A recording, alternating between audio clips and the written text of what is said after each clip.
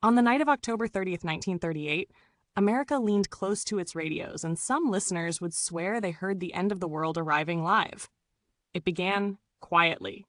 Dance music, polite announcements, the comforting rhythm of a Sunday evening broadcast. Then, without warning, the music cut out. A news bulletin broke in. An astronomer reported strange explosions on Mars. The band resumed. Then another interruption. A fiery object had fallen in rural New Jersey. In living rooms across the country, people paused mid-conversation. Knitted brows replaced smiles. Radios were turned up. Chairs scraped closer. The bulletins kept coming.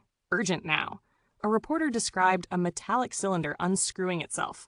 Creatures emerged. Heat rays flashed. The National Guard mobilized. Cities fell silent. Smoke drifted across imaginary highways. Some listeners missed the opening disclaimer. Others tuned in late, already primed by years of economic hardship and gathering war clouds in Europe.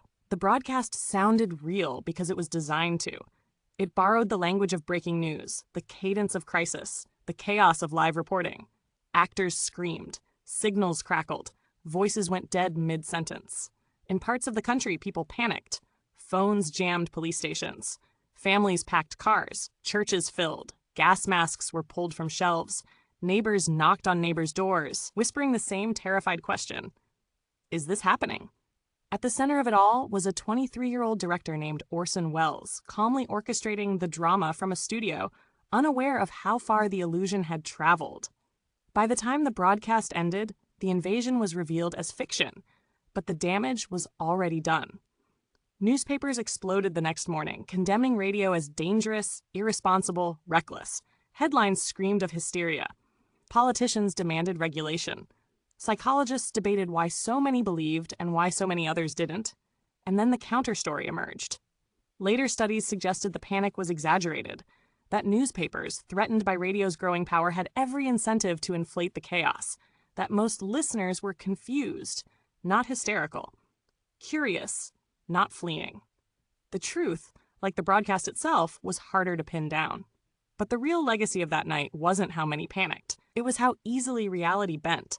The broadcast revealed something fragile about human trust, how authority, tone, and timing can override skepticism, how a familiar voice, speaking calmly, can make the impossible feel immediate, and how mass media doesn't just report reality, it helps create it. Nearly a century later, in an age of viral headlines and instant misinformation, the echoes of that night still hum in the static. Because the question raised in 1938 was never really answered. When the story sounds real, how carefully do we listen?